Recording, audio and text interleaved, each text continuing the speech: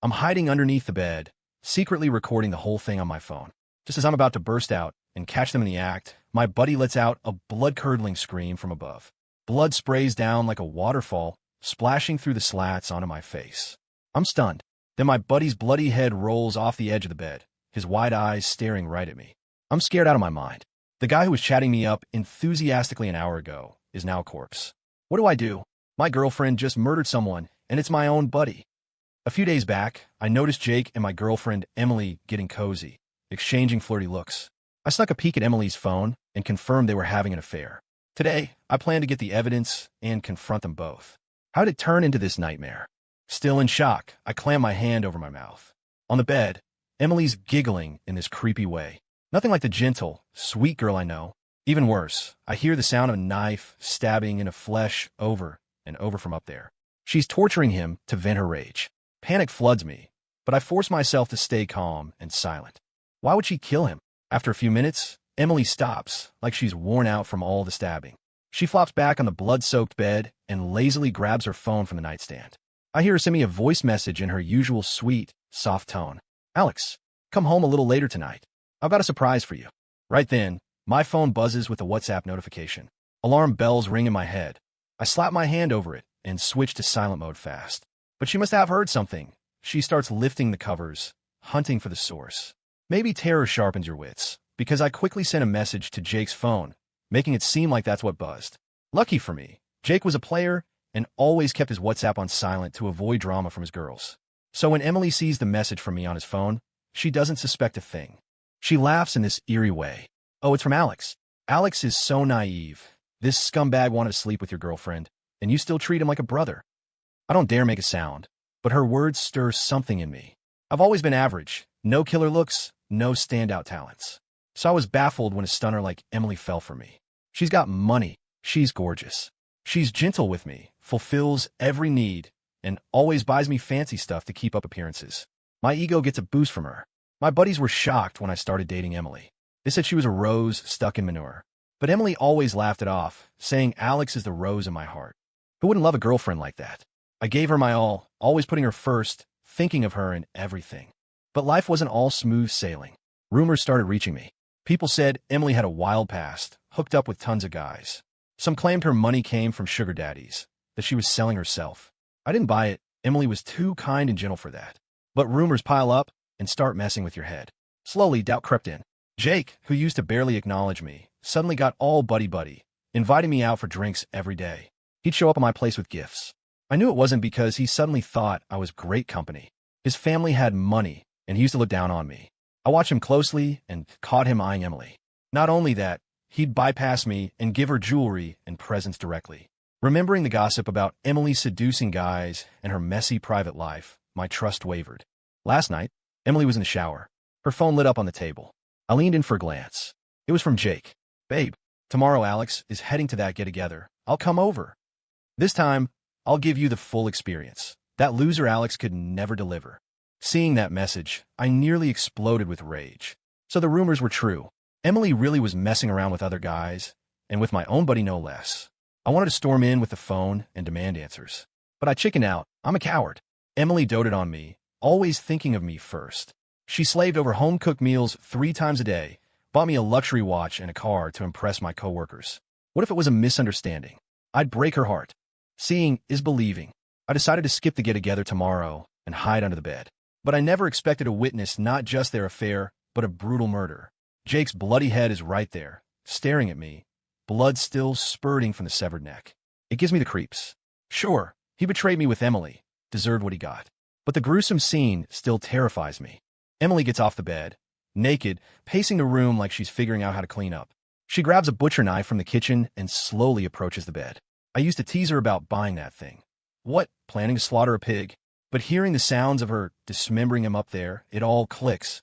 The knife chops echo through the room like she's slicing vegetables.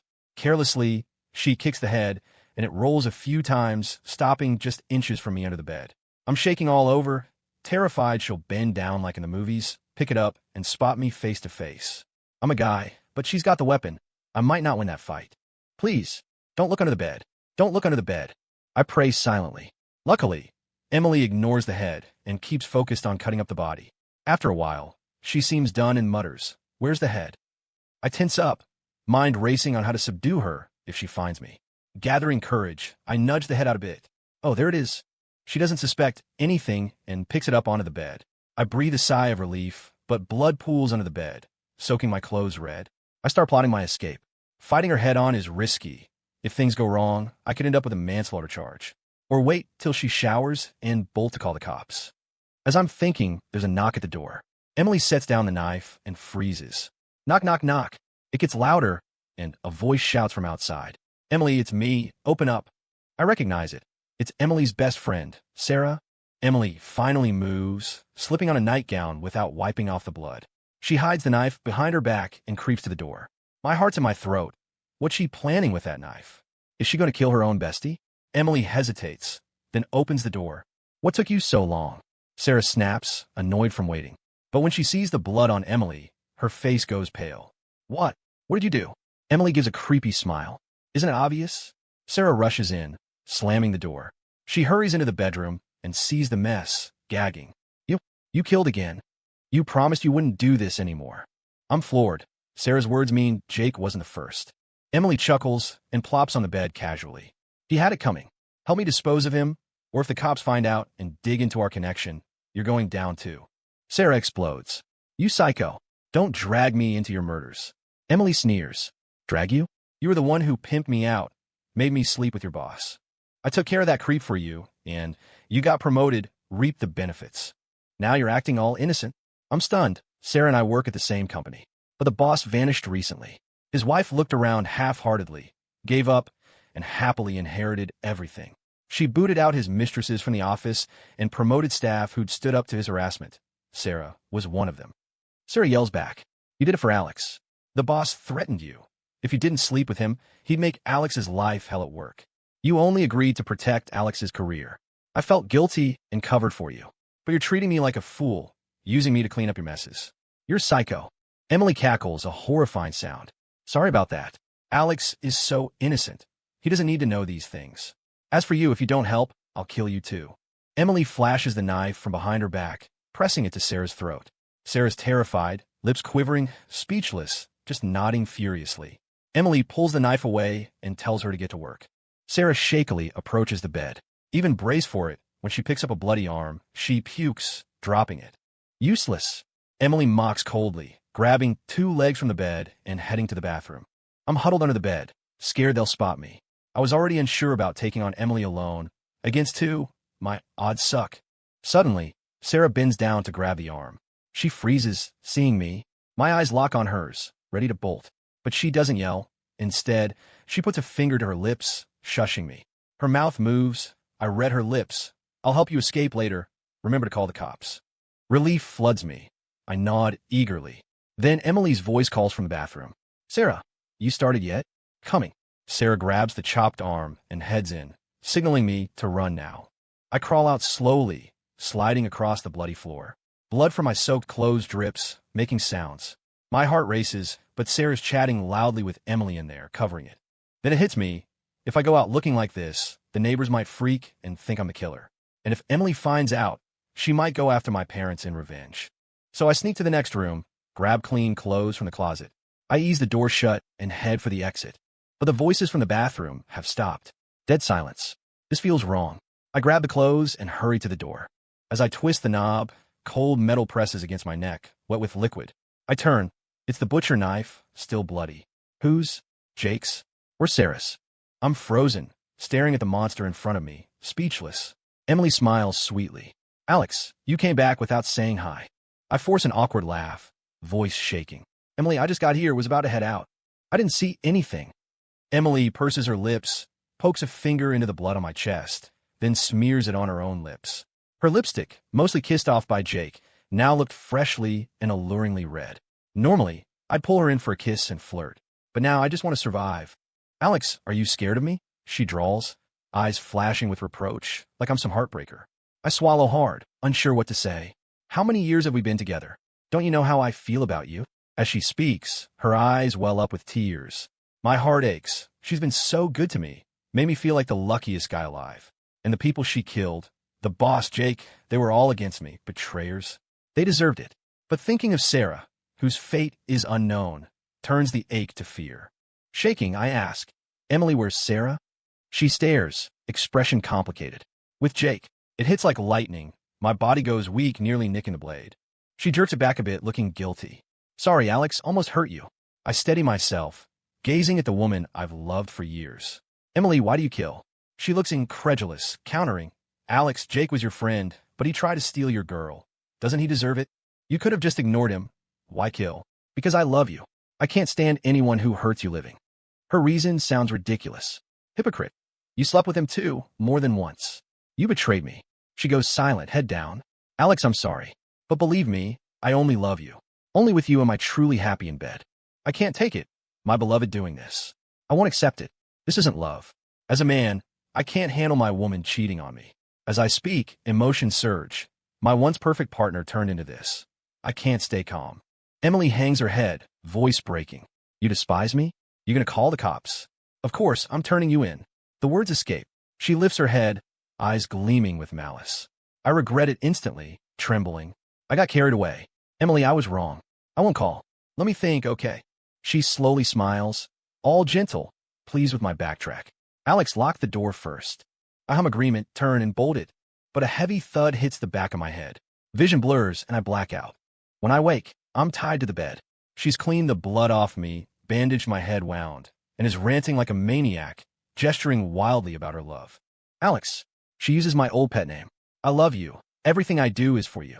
I shut my eyes, thinking I don't want to hear this. What I want to know his girlfriend slept with others for him. But I don't argue. I'm scared she'll snap and hack me up. She's a killer. I'm bound tight, can't move, mouth taped shut, can't even beg. Those people deserved it. They're scum. Your boss threatened me. Sleep with him, or he'd ruin you at work. And your buddy, always leering at me, coveting his friend's girl. They all deserve death for trying to come between us, wreck our love. Everything I did was to make your life better. I took their money, spent it on you. Can't you feel my love? Alex, relax. If you keep loving me, stay with me, I won't kill you. I'll give you even more money. If I could speak, I'd yell. If it's dirty money, I'd rather be broke forever.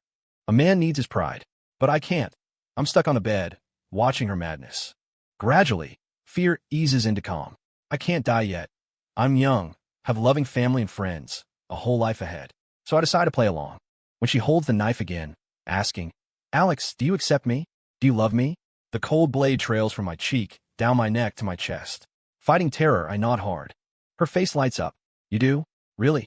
She rips off the tape, confirming over and over. I force a normal smile. Of course, babe. I love you no matter what. If you like killing, I'll help dump the bodies. If you like sleeping with other guys, I won't mind. The words make me sick, want to puke. But she tears up, throws herself on me, sobbing. Alex, you're so good. Don't worry. If it bothers you, I'll never sleep with anyone else. I seethe inside, but keep my voice soft. Baby, you're pure. Anyone who loves you won't care. I swear. If I'm lying, may I get cheated on forever. But silently, I pray it doesn't come true. Amen. For survival, lies are forgivable. She buys it. Touched, she unties the ropes, but handcuffs my hands to the headboard. I know I need to behave a while longer for her to trust me fully. The next few days, I'm chained to the bed. She cooks and feeds me by hand. For bathroom breaks, she cuffs me, chains one end to me, the other to the bed, limiting my range.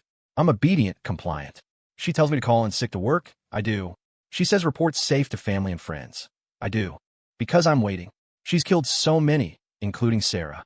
The cops will notice, track her down. When they show up, I'll be free. For now, I just maintain the act, keep her from turning on me. Everything goes as planned. Emily's lost in my affection. Every day out, she brings gifts to cheer me. Nights, she kisses me passionately. We make love. She loves cuddling in my arms, hugging me, reminiscing about her moments.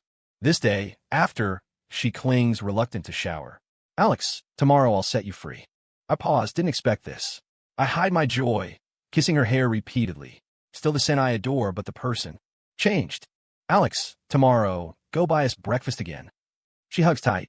From the diner where we first met. I freeze, mind flashing back. We met at the neighborhood diner downstairs. She smiled politely. I fell hard. It was drizzling. She had no umbrella, so I shoved mine into her arms. To avoid rejection, I said nothing and dashed into the rain like an idiot. That must have stuck with her. Later encounters led to chats. I learned she grew up orphaned, parents gone young, so I helped out, fixing lights, moving stuff. One thing led to another, and I stayed over. I stay silent, bitterness spreading. She doesn't speak either. We hold each other through a quiet night. Next day, she removes all restraints. No ties, no knife threat. I could knock her out, hold her down, call the cops in her face.